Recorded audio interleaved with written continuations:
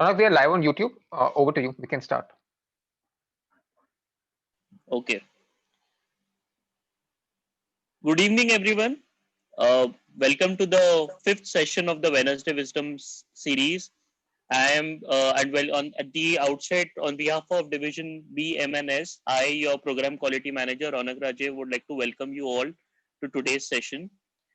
Often, and I'm sure that since the contest season is going on, all of us must be enjoying brilliant speeches round across all the clubs. And often a lot is said about delivery and the content and how a speech is delivered. But very less do we really hear about how a speech is written. Particularly for me, when I think of any speech, I think I really enter into a writer's block from which where it's very difficult to come out from, wherein you really have a lot of thoughts in your head but you don't know how to pen them down. And I believe today is a day when we are going to solve this mystery of how to get out of the writer's block, for which we have a very special Toastmaster all the way from Bhopal. Uh, he has been a Toastmaster for last over 3 years, but he's been a public speaker for the last 10 years. He is a professional communicator and a public speaking coach who speaks at national conferences, events, companies, and various institutes. He's been a finalist at the 2019 Indian International Speech Contest for the District 98. He has trained and facilitated and mentored over 5,000 people for effective communication and public speaking. And to top this all, he's also an area director. Please put your hands together and we welcome today's host for this session, Toastmaster Akshat Shrivastava. Over to you, Akshat. Thank you so much, Ronak, for such a wonderful introduction. I hope I am audible and visible. Just give me a thumbs up if I am. Lovely. Thank you so much. It was just few years back when I gave my first icebreaker, and I can absolutely relate to what Ronak said. Entering into writer's block during your initial journey is part of the process. So a few weeks back, I was watching this wonderful movie called Avengers Endgame. And there was one particular scene that caught my attention. It was when Captain America stands and shouts, Avengers! And then everything slows down and there was silence completely. And he says, Assemble. Now, what was iconic about this particular scene wasn't just the dramatics, wasn't just the act, wasn't just sound effects or audio visuals. It's also the script. And just like a great movie, every speech needs a great script. Over the course of next 45 minutes, I'm going to share with you a simple approach that I personally use to write my own speeches and to get away from this writer's block. So for next 45 minutes, pay attention to the session. If you have any questions, we'll take them at the end. And switch on your cameras, show your beautiful faces. And if you relate to something that I said, give me a thumbs up, do some emoticons, write something in the chat so that I know that I'm talking to a bunch of people and not to a machine. All right. So before we get into the session, let's talk about two basic rules that anyone has to keep in mind before you go out and write a speech. So rule number one is called every speech is a good speech. Now, I remember my initial days in Toastmasters when I used to write my few speeches. I used to write 2-3 paragraphs and then I used to feel, no, this isn't really right. And I used to write something else. And then I used to write few points and then I used to move on to the next topic. And slowly and steadily, before I could know, months would pass when I had given a last speech. Now, how many of you have felt something like this? That when you write down something, after some time, you just feel that this isn't really good and I should go back and go for a next topic. How many of you have done that? Show of hands. Lovely. So I think a lot of people have done that. Now, what I personally follow in my speech writing journey is every speech is a good speech. That means if I decide on a topic, I just write it till the end. Because every speech is a good speech. So one of my cousins recently joined Bania Toastmasters Club in Pune. And she called me up and she asked me, Akshat, I have my L1, P3, what topic should I choose? And I said that you can choose any topic. I asked her a question. What is that one challenge that you're facing in your life? And she said that I am not really happy with my job. I said, why don't you go and research how many people are not happy with their jobs? Can you find out the reasons why people are not really happy? Can you just do a little bit research and present that in a speech? While I was in Bangalore, one of the guys came up and he asked me that, Akshat, I am looking to write my next speech and I can't really find a topic. And then suddenly a supercar went from nearby. And he's a mechanical engineer who loves cars. So I asked him, why don't you write something about cars? Now, the point I'm trying to make is that every topic you choose is a good topic. The only problem that comes in while selecting a topic is that we just move on from one topic to the next. So next time you sit down to write a speech, when you finalize a topic, write it till the end. Just don't give up on it because every speech is a good speech. Now, rule number 2 is every speech is a unique speech. So back in 2019, when I gave a speech at District 98 stage in International Speech Contest, after that particular speech, something changed in me. And every speech that I was giving, I was comparing it with the speech that I gave on the district. Now, the idea here is to understand that the speech I gave at the district was practiced and written and rewritten so many times.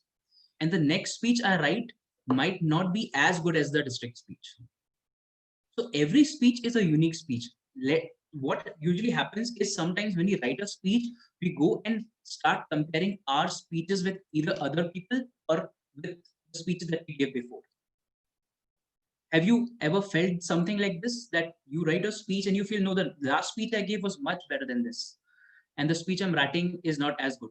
So we as speakers need to understand that every speech isn't going to be as good. Some speeches are going to be very good, some are going to be average, and some speeches might not turn out that well. The idea is to give that speech and move on to the next one. So 2 rules to keep in mind before going and writing a speech. Rule number 1, every speech is a good speech and every speech is a unique speech. The technique I'm going to share with you is something called as PMS3. I'll just share my screen and show you how it actually looks like.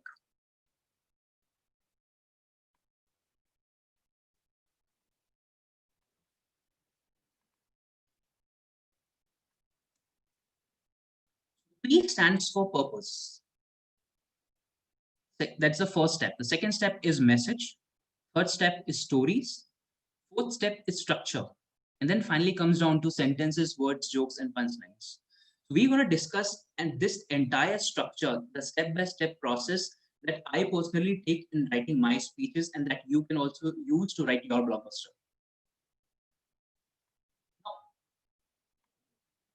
imagine if you just get up in the morning one day and with your family, get into a car and just move on. You have no idea where you're going. You have no plan. You just go. High chances your family might get bored or might get stuck in traffic. You might take a wrong turn. Now, let's try to look at this from a different perspective. Now, person driving, that's you, is the speaker. Your family is the audience. And your car is the speech. Me as a speaker, I need to understand where is it that I'm taking my audience.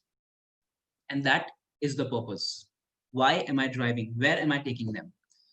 So I was recently talking to one of my mentees.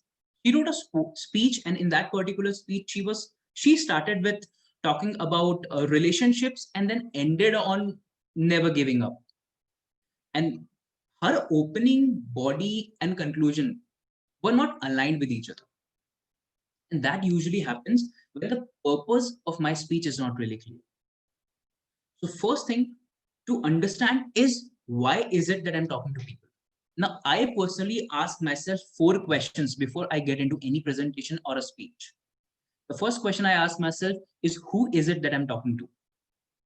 Second question is, what is their professional background? What is their age group? And what culture and ethnicity do they belong to? And once I know my audience, every joke that I plan, every example that I plan, every story that I plan is according to that audience and according to the purpose. For example, I started this particular session with a story about, my opening story was about Avengers. Now, imagine if I was talking to a group of people who are probably retired and they were in majority, I wouldn't have taken the Avengers example. It would have been Bhagwan. So that's how I personally go and decide what is it that who is it that I'm going to talk to, and what is the purpose of my speech. Now, every speech in the world falls into one of the four categories. The purpose is either to inform, or to persuade, or to entertain, or to inspire. To inform, to persuade, to entertain, or to inspire. And every speech falls in one of the four categories. So first thing that I decide before I write a speech is, what is it that I'm going to do with my audience? The second thing I decide is called the message. So can someone tell me the difference between what is the difference between purpose and message? If someone wants to share something, quickly unmute yourself and share.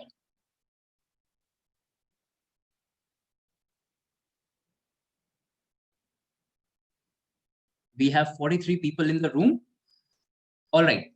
So the message is one line takeaway that the audience has from your speech. I was talking to one of my mentees recently, and he was going to give a speech on social media and distraction. All right, Hardik, self-unmuting is disabled. So my mentee was talking about distraction and social media. Now, what happens? Now, when I asked him what is the message in that particular speech, he said, it's my journey, how I overcame distractions and social media addiction. I told him, no, that's not the message. That's the story. The message is one line takeaway that audience will remember from your speech. For example, if you're giving a speech on, what can be the message in a speech in social media distraction? The message can be manage your time and manage your life. If you can manage your time, you can manage your life. That's one line message the audience will remember. That's the message. A few things to take care of when deciding of a message. Now, every message has to be 10 to 12 words, not more than that. And if you can repeat the message twice and thrice, even better, right? So first step we decided is to know the audience and decide a purpose. Second step is deciding a message. Now, how many of you have given at least 10 speeches? A show of thumbs up. How many of you have given at least 25 speeches?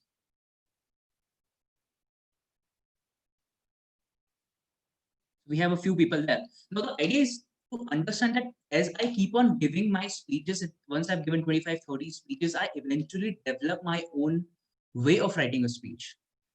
But do you know that a lot of people actually join and leave Toastmasters before giving 10 speeches? And that's because they get stuck in this writer's block.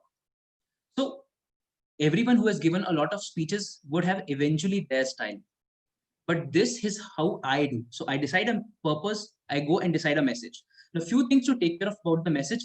First thing is that message has to be 10 to 12 words, so that it's easier for the audience to remember. The second thing about the message is that message has to be realistic. Now, if I can give out a message, I can tell my journey and give out a message in my speech that do not give up. But sometimes that might not be realistic. That's one reason a lot of us get stuck in abusive relationships or go through different problems, because we cannot give up on things that we don't like. So what would be a more realistic message? If you love what you do, don't give up. So the more realistic the message is, the more it will appeal to the audience. And finally, the third thing to take care of in a message is call of action. So we'll be summarizing all of this if it seems a little haywire. Third thing that is required in the message is a call of action. For example, you're giving. For example, you're giving a message that everything is going to be okay. So is there a call of action in this message? No. Call of action is what audience does after listening to your speech. If you say everything is going to be okay, don't worry. There's a call of action in this speech. So 3 things to take care of in a message is, number 1, the message has to be 10 to 12 words. The message has to be realistic and practical. And thirdly, it has to have a call of action.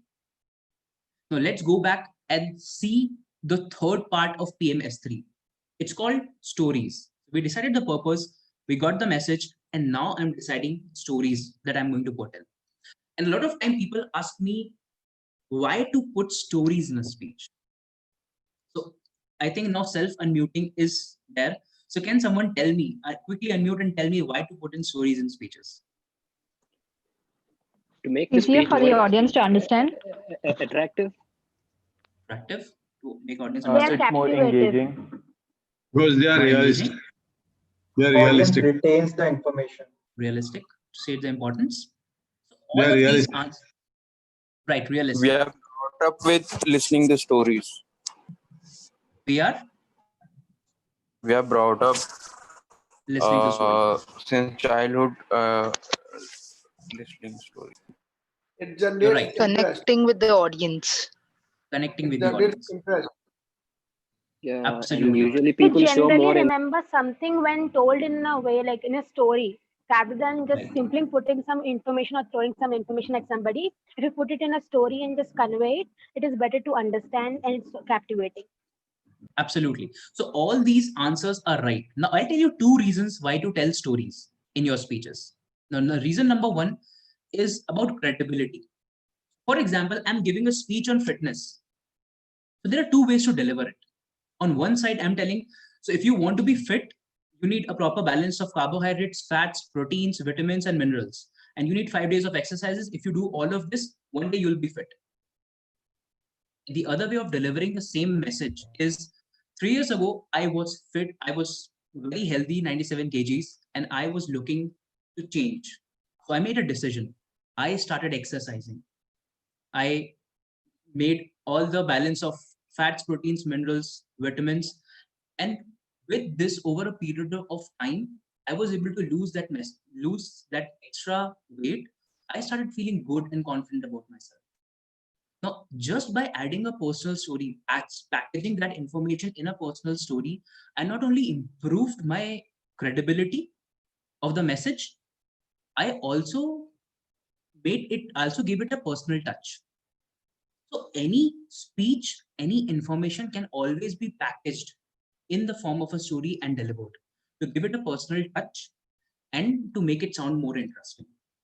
The second reason to tell stories is because its scientific evidence says that telling stories is always more engaging. So in Princeton University in USA, what a group of scientists did is that in one room, they made one person sit and tell stories to a group of people. And the stories were emotional and impactful. Now, what they found out, so while this activity was going on, what they did is they started recording the brain activity of all those people. And what they found out is that stories were engaging, and everyone, what they could see in their brains of the speaker and the listener, that there was a sync. It's called brain to brain coupling. It was in a way that both the brains were synced up. And it was because we humans have an ability to empathize with others. So what they found out that stories build a deep connection between human beings. So 2 reasons to tell stories. It gives credibility, and secondly, scientifically proven that it enhances a deep connection between the speaker and the listener. So what are the different kind of stories that you can tell? Can someone tell me what are the different kind of stories that we can tell?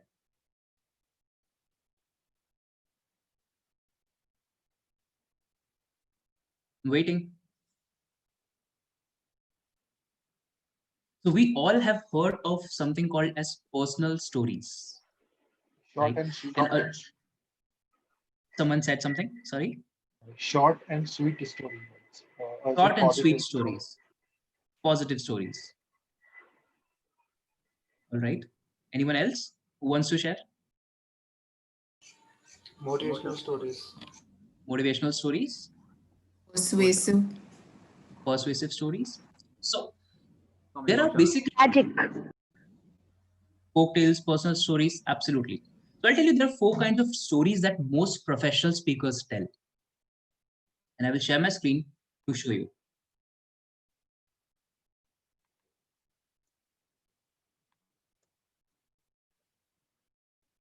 There are 4 kinds of stories that you can tell. First is personal stories. Personal stories are stories that I have encountered in my personal life.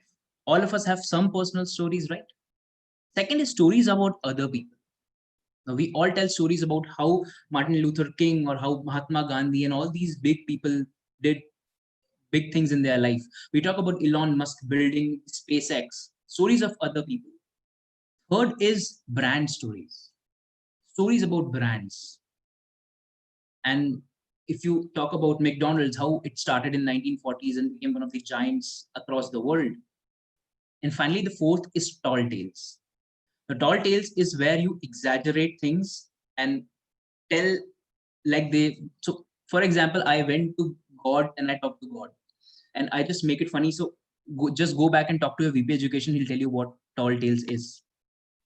So there are 4 kinds of stories that we can tell: personal stories, other people's stories, brand stories, and tall tales. Now, tall tales is something we have a contest in Toastmasters that usually happens.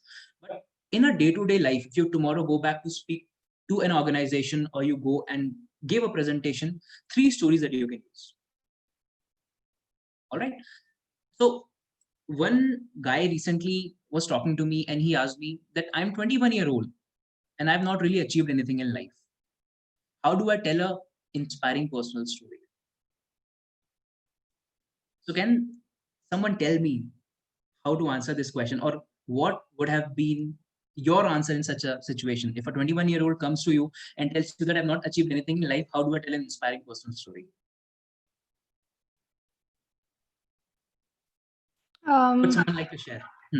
Yes. Yes, I'd like to share something on this. Yes, So there Alia. are many inspiring stories where people have become, where people have achieved their goal when they were in 50s or they were in 60s. So it doesn't matter. Age doesn't matter. Like age is nothing. Age is just a number. So you cannot define your success from age. So you have a Right. life ahead of you. So Alia, you cannot. you're right. Alia, you're right. But understand the question. The guy is telling that I am 21 years old and I have not achieved anything in life. How can I inspire an audience? Can I add? Yes, please. Yeah. So for my speeches, whatever stories I get, those are from my school days and my college days. So those Right. are so. He can also have such stories. Anyone will have such stories. Absolutely. Anyone else? Akshat, Yes. yeah, Akshat, Yes. one of the things that works out incredibly well is when I give a personal story, right? Yeah. And when I'm successful, I'm testimony to being a successful person.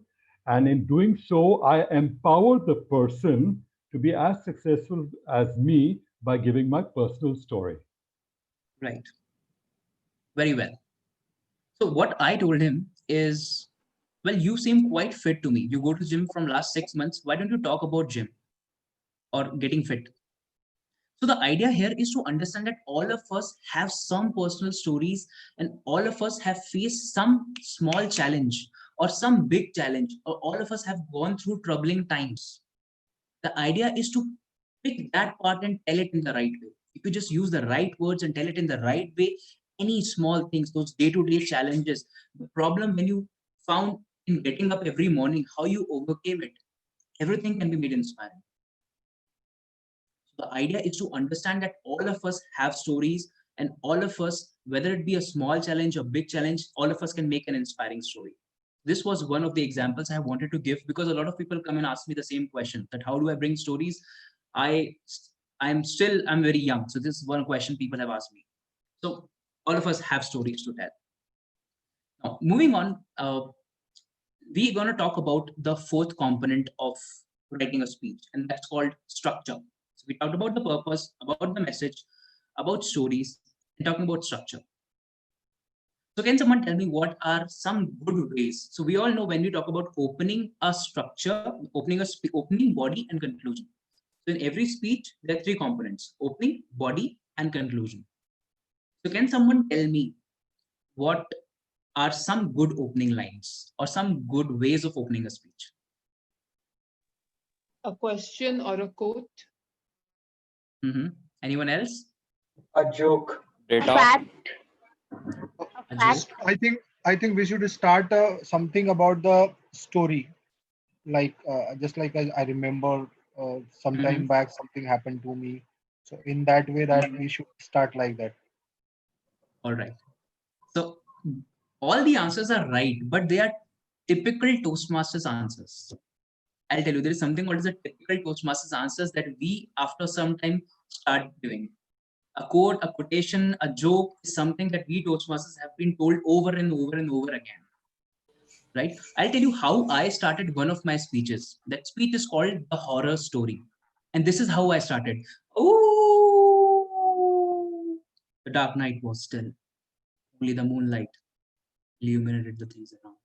I could hear my breath. So the idea is to understand that anything that grabs the attention of the audience is good. You can start with a song. You can start with drama. You can start with anything. As long as it grabs the attention of an audience, it's absolutely okay. I've seen so many people who come up and they start with a quotation. Mahatma Gandhi said, except Mahatma Gandhi never said it. And Mahatma Gandhi would be wondering, when did I say that? So all of these situations come and happen. So the idea is to understand that anything that grabs the attention of the audience is a good way to start.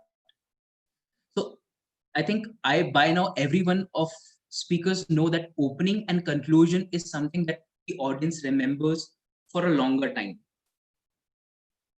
Right? So another of the speeches that I was giving, that was again a horror story that I was telling. So I'm very fond of telling horror stories. In that speech, how I concluded my speech. The speech title was, if you talk about her, she'll come. So I tell if I talk about the entire horror story, I tell it to the audience. And at the end, what I did is I said, if you talk about her, she'll come. And then I banged the utensil here and I closed my camera.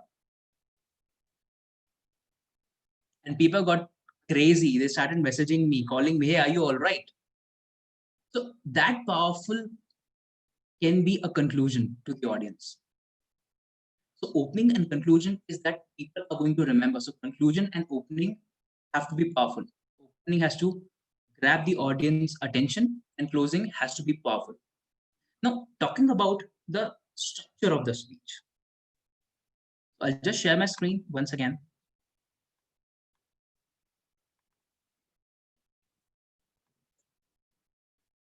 So there are 6 ways to structure a speech. So the questions in the chat box, I'll try to answer them during the Q&A round that we'll have after 15 minutes. So there's 6 ways to structure a speech. So we talked about opening, we talked about conclusion, now we're talking about the body. So what is the spatial structure? Imagine I'm giving a speech about travel. And I'm talking about different places that I traveled. So I went to Mumbai, then I went to Shimla, and then I went to different place. So I am just mapping these different places and remembering my speech because of the places. Another example could be when I gave a recent speech where I talked about my experiences in different cities. I started with my own city, Bhopal, then I talked about Kolkata, then I talked about Bangalore, then I talked about Hyderabad. So spatial is a way to organize your speech to places. So you talk about one place, then another, and then another. Now, what is a chronological speech? All of us have given a chronological speech, a chronological story. I was born up. Icebreakers are mostly chronological. We are born, we go to college, we get a job, we get married, we have kids. Following a chronology is how a structure goes in.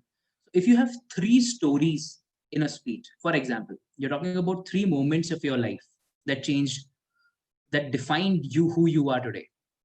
Now, how do you structure these? The best idea is to structure them according to the date. So what happened first, tell that story first. Second time, write the story that happened second. And what happened the third. So chronology of the timeline has to be taken care of. And that serves well for the audience to understand that things are happening one after another. Now, if I tell you a story that's current, and then I go back flashback in 10 years, and then I come 5 years ahead, and then I talk about the future. So it will become very haphazard and audience might not remember what you said. So take care of the chronology, the chronological structure. Third way you can structure your speech is something called as a problem solution approach, where I talk about a problem and then talk about a solution. So I talk about problem, for example, why are we are talking about environment, let's say global warming. So we talked about a problem and then I'm giving out a solution. That's third way of structuring a speech. The fourth way is topical. Topical structure is like this particular session that I'm doing is topical. So I have purpose, message, story, structure, and the last sentence is words, punchlines, and jokes. So I have 5 topics, and then I have subtopics. So when you give out a speech or a session where you have certain points and then subtopics below it, it's called topical. Comparative, I'm talking about 2 different people comparing. There was one particular video by Trevor Noah where on one side he's talking about Russian villains and the other side he's talking about Indian villains. He's comparing 2 different people. Or I can talk about food I ate in Rajasthan and the food I ate in West Bengal. So I'm just comparing 2 different things and organizing my speech accordingly. Now the last one is called causal. Now it's like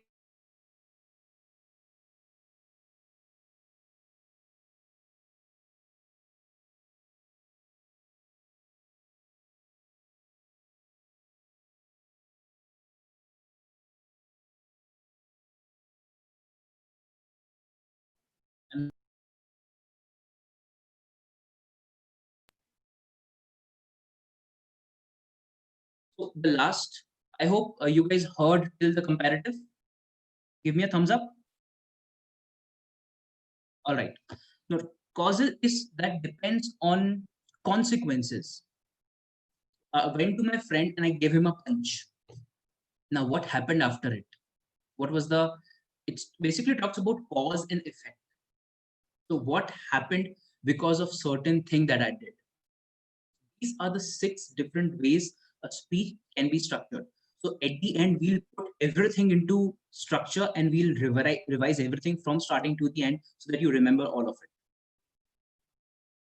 Now, let's do a small activity. All right. Now, I want you to read this out aloud. Everyone read this aloud. And give me a thumbs up once you're done.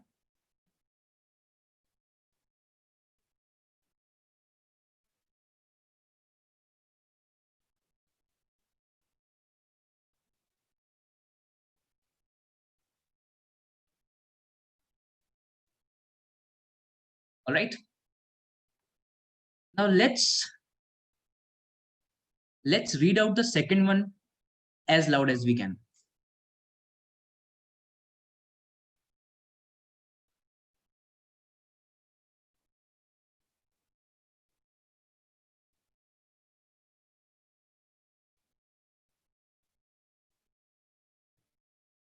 Done?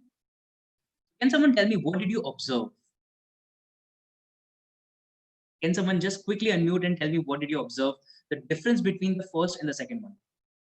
Small sentences. Pauses and punctuations and pauses. Right. Anyone else? Both actually meant the same. Both actually meant the same, but the second one was easier to speak, so it could help grab the attention better. The first one was long and very descriptive with unwanted description. All right. Anyone else? All the sentences were connected by using conjunctions, whereas the second one had full stops. Yeah, so that made it easier to understand and not even confusing. Absolutely, Bhavani. The idea here is to understand that shorter sentences are easier to speak and easier to understand. Right? Do you all agree? Give me a thumbs up if you do. So next time, when you prepare a speech, go back to sentences and try to shorten them down. You can shorten and rephrase any kind of sentence. So when you speak, you will realize that you're finding it difficult to speak a longer sentence. Just shorten it down with full stops, with commas, and it will become not only easy to say, but easier to understand. So what did we do? I first decided a purpose, I decided a message, and then according to that message, I found a story. Then I structured the story. I found an opening and a conclusion to my story. And then I am going back to my speech and now checking it sentence by sentence, word by word to make it better. Right? So I'll repeat that for you. I first decided a purpose, then decided a message that I want to give, then found a relevant story through which I can derive that message. Then I went back and structured my speech, opening, body, and conclusion. And at the end, now my first draft of speech is ready. So I'm going back and I'm shortening down my sentences. So how many of you have felt this problem that when you sit down to write a humorous speech, you just write down four, five lines, 1, 2 paragraphs, and then you don't really find it good. And then you move on and write something about something else. So how many of you have felt something like this? Now, the problem here is I am trying to write a humorous speech from the start. First thing is to understand purpose and eventually go in. So once I have a speech ready, after that, it's the fifth step where I go out, find out instances where I can add humor, where I can add punchlines, where I can shorten the sentences, make them better. So let's talk about the final thing that we were talking about, called sentences, words, jokes, and punchlines. That's the fifth step.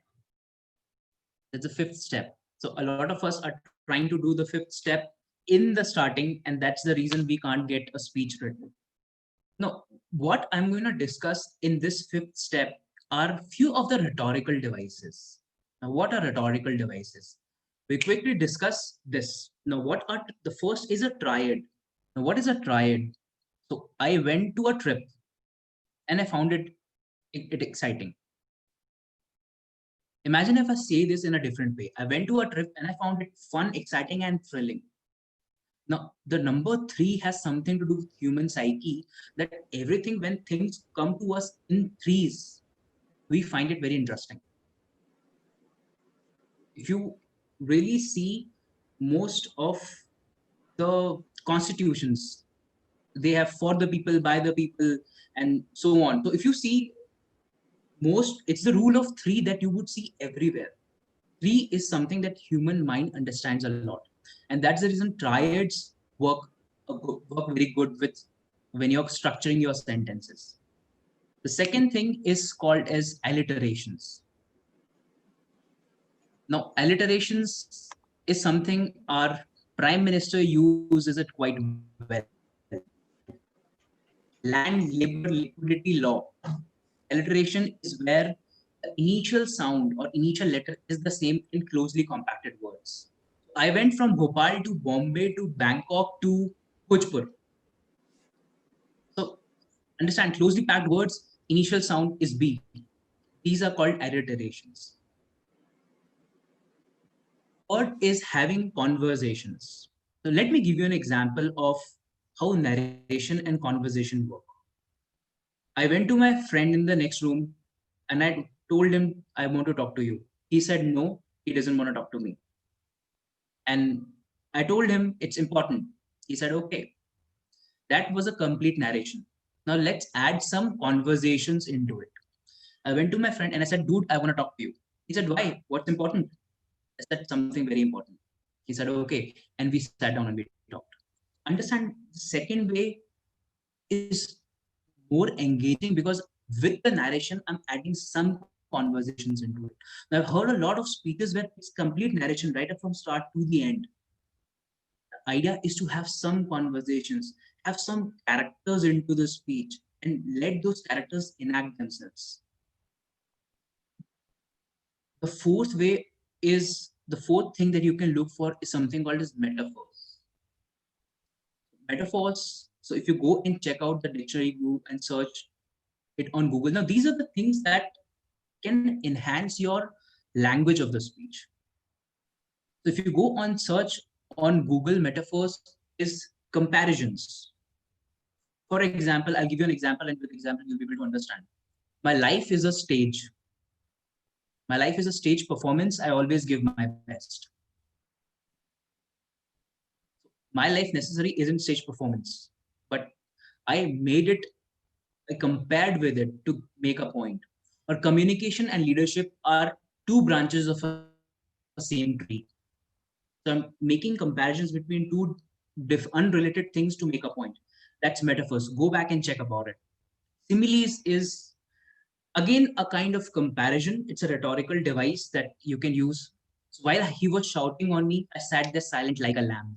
When you use the word like a or as a, those are similes. So once you go back and check out these rhetorical devices, I want you to go and check analogies. I'm sure most of you understand what analogies are. If not, reach out to me offline since we're running short on time.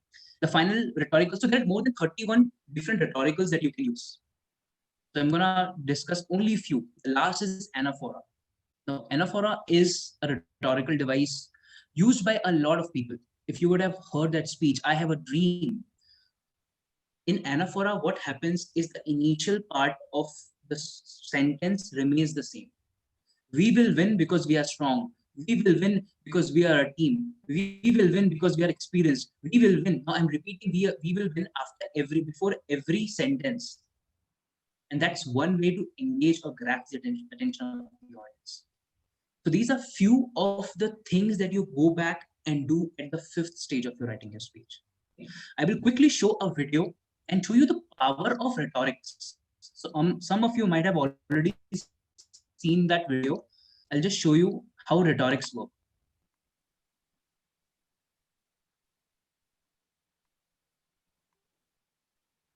Can you hear the sound? I've been honored to coach you. More honored to take you to the field. Yes. But there's another honor that's been bestowed upon you. All right. That is the mantle that comes with that question. Who am I? I'm the champion. That's right. You need to remember that all through this game. I will conquer what has not been conquered. Defeat will not be in my creed. I will believe what others have doubted. I will always endeavor to hold esteem, honor, respect in my team. I have trained my mind and my body will follow. Who am I? I am the champion. I will acknowledge the fact that my opponents do not expect me to win. But I will never surrender. Weakness will not be in my heart. I will look to my comrades and to those who have brought me to this world and those who have trained me, and I will draw strength from them. Who am I? I am the champion. I will gradually go out to the field of battle, and I will move in everything I can do. And I will reach my field of battle at any means at my disposal. And when I get there, I will ride violently. I will rip the heart from my enemy and leave it bleeding on the ground, because he cannot stop me. Who am I? I am a champion. To my side, I have comrades. Comrades that have been through me through thick and thin, through sacrifice, through blood, through sweat, through tears. Never will I let them fall. Never will I let them down. And I will never leave an enemy behind. Because our opponent does not know my heart. Who am I? I am a champion. No one will deny me. No one will define me. And no one will tell me who and what I am and can be. Belief will change my world. It has moved continents, it has moved countries, it has put man on the moon. And it will carry me through this battle. Who am I? I am the champion. Defeat, retreat, those are not in my words. I don't understand those definitions. I don't understand when things go wrong. I don't understand mistakes. But I do understand this. I understand victory, and I understand never surrendering. No matter how bad things go, my heart, my mind will carry my body with my limbs through me. Who am I? I'm the champion. Today will be that day. Not tomorrow, not next week, but right now, right here, in your house and in your home. Who am I? I'm the champion. History will remember me. I will not let everybody have been kind. I will define myself. I will write my own praises. And no one will tell me what I can never be. I will never go out not knowing I've given everything I've got. Because who am I? I'm the champion. Who am I? I'm the champion. Who am I? I'm the champion. Who am I? I'm the champion. Who am I? I'm the champion. Who am I? I'm the champion. I'm the champion. If someone can just tell me, what did you observe?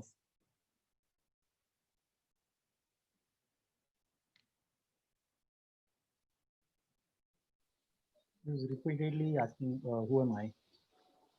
I'm a Anyone champion. else? Right. What is it that you have to remember after the speech? Same thing. That I'm a champion. The rhetoric. How many of you have heard the speech? I see something in you. That is one of the ways to use rhetoric. So go back, search on Google what are rhetorical devices. We'll just go and quickly summarize our entire session. So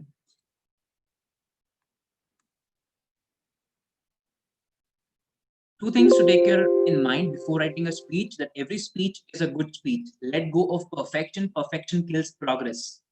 Second thing to take care of is every speech is a unique speech. Do not compare different speeches, your own or with someone else.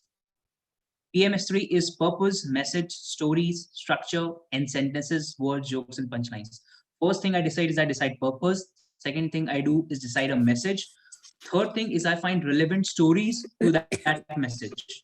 And then we talk about the structure. And then whatever I've prepared, I put it in a structure, an opening, body, and conclusion. And then once my first draft of the speech is ready, I go back to it word by word, sentence by sentence.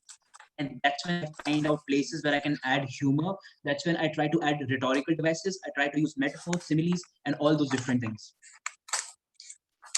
There are four different purposes that you can decide before you go out and give a speech. Four different personal stories that you can tell. Personal stories, stories of other people, brand stories, and tall tales. 6 ways to structure your speech. It's there in L1P3 of your pathways. Go and read it in detail. And these are very few of the rhetorical devices that you can use. No, I'm up for any questions that we might have. So someone asked, what is a tall tales? Someone had asked me. The tall tales is a story that's not necessarily real and is an exaggeration. For example, in one of the speeches, I talked about how so this was a tall tales contest that happened in District 92. I think someone is not on mute, and if the host can put them on mute, that would be good. So in what I talked about in that tall tales contest is how I went to God and I talked to him. Now we all know that this isn't really real, and this is something that did not happen. It's just kind of an exaggeration. And tall tales contests keep on happening in different districts over in different time. Right? So any other questions that we can have? So either we can use a chat box for the questions. Since we are slightly pressed for time, we'll just take about 3-4 questions, or you can just unmute yourself and just ask the question. Hi, Akshat. I had one question. Yes, please. You shared about that there was a person who asked you that he has no success story to motivate anybody. So I have an opposite question to it, that I have achieved a lot, but I had no struggles. So how do I write a motivational story with my personal story? See, it's the way you look at it. Since you've achieved a lot of things, but you must have done something about it, right? For example, I might say So when, like I said, I started my session with that. I gave my icebreaker, and I just within a few years I started training people professionally. So if I look at it, I myself did not have a lot of struggles while speaking, but this is something I did repeatedly because I love doing this. So it's not necessary that you already only share a struggle. You can just share what you did to achieve those things. Right? Struggle is something that we hear in a lot of speeches, and a lot of people tell about their struggles, but it's not necessary to tell about struggles. You can share what you did, and I think that itself can inspire people. Right? I hope I answered the question.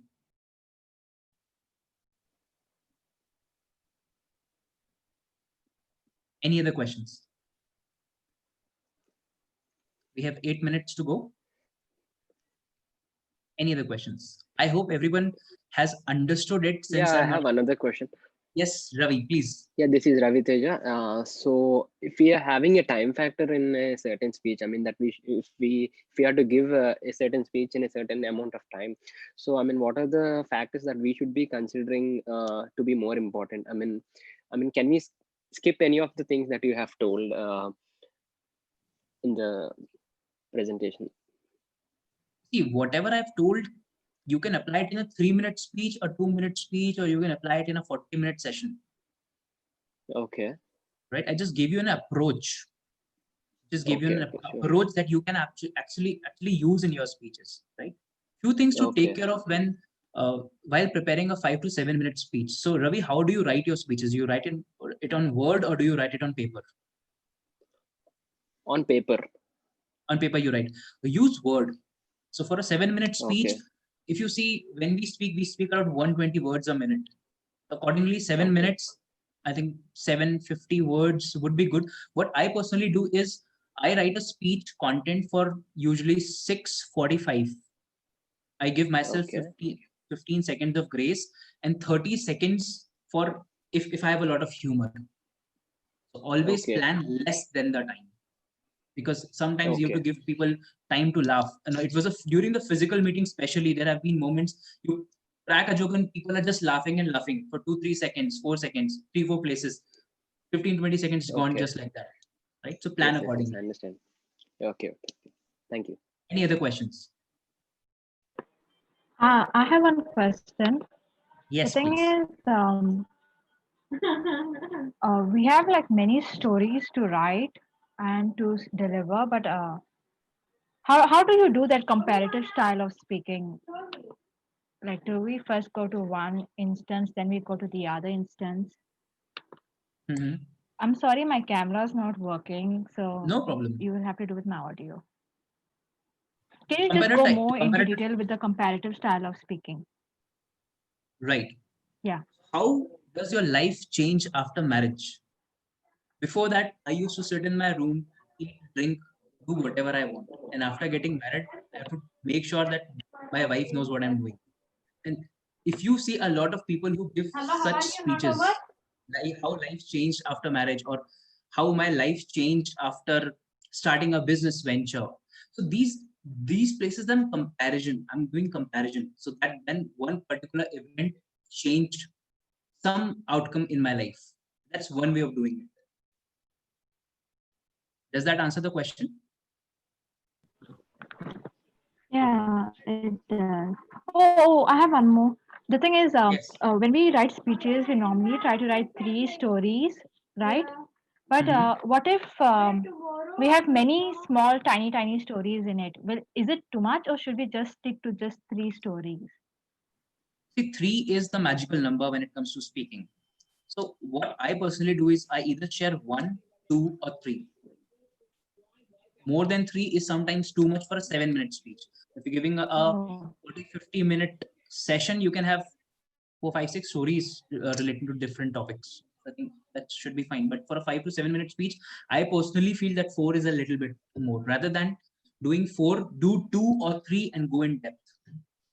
Have characters, have narration and conversations. That's better. That I personally think. Actually, this is Rahul. Yes, Rahul. I always struggle with the conclusion part of it. So, any tips, ideas for how to conclude and how big that conclusion should be. Should it be like a 50, 70 words, or it should be more than 100 words? I mean, is there Good question, Rahul. So I have heard a lot of speeches where the speaker gives out a message and then he keeps on telling it, repeating it over and over and over again. Now, I'm sure a lot of you must have heard similar speeches as well. So there is no particular rule to it, Rahul. The idea is that message has to be 8 to 12 words so that it doesn't become repetitive or it doesn't sound like done. No one likes to get preached. What really happens is a lot of time people come, deliver a speech, derive a message, and they put it across like they start preaching. None of the audience wants to get preached. Give out a message, 8 to 12 words, conclude it in 2 to 3 lines, not more than that. If that answers the questions. Rahul. Yeah, thanks. Thanks, Akshat. Right. I think we can take one more question. Yes, Manoj? we'll take the last question. Yeah. We'll take one last question.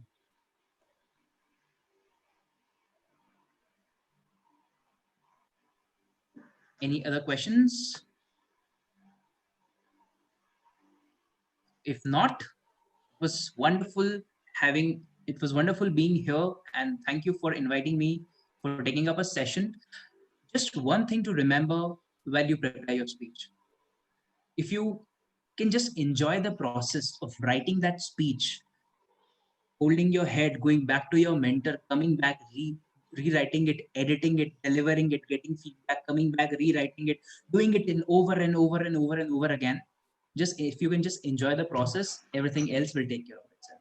Thank you so much for having me here. If you have any other questions, please feel free to connect with me on Instagram, Facebook, LinkedIn, and I'll be very happy to answer all your questions.